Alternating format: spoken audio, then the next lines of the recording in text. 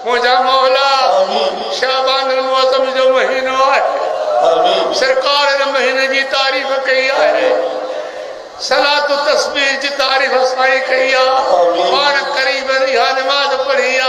पंहिंजे चाचे के पढ़ाई थो उम्मत के बुधाई थो मुझा मौला नमाज पढ़ण की तौफीक अता कजे अरे मोमिन के मुझा मौला गुनाहन में भरिया पिया हूं ॾिसो था मन कहने के पासे करम से मेहरबानी से असा गुनाहन में गुल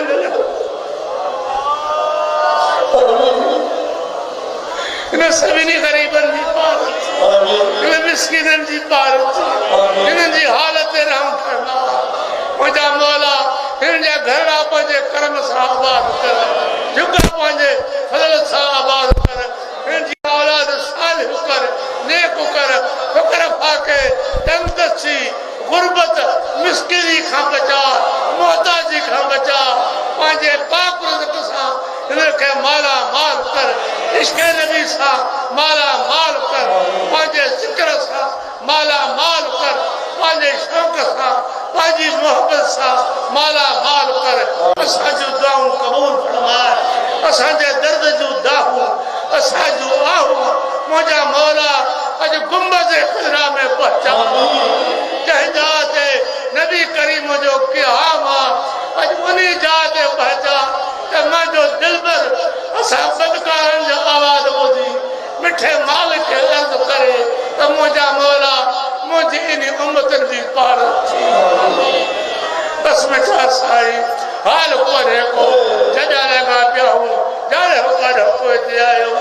मां त ॾाढो मोहताज थी पियो आहियां उथण में तकलीफ़ आहे वेहण में तकलीफ़ आहे हली कोन सघां थो व्हीलचेयर ते हलां थो ॿियूं के तकलीफ़ आहिनि इहे सभई तकलीफ़ सरदे सां आहे इहे दावत मिली उहो बि मां कदा न कई त मता मोमिन खे ॾुख थिए मता दिलि में को आह कढनि इन जे लाइ हे फ़क़ीर हे तकलीफ़ सही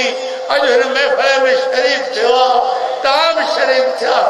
मोमिनो कोशिशि कयो साईं जो पासो न छॾो साईं जी सिक खे न विसारो साईं सां सचो वास्तो उथे वेठे दरूद जी हूंक हुजे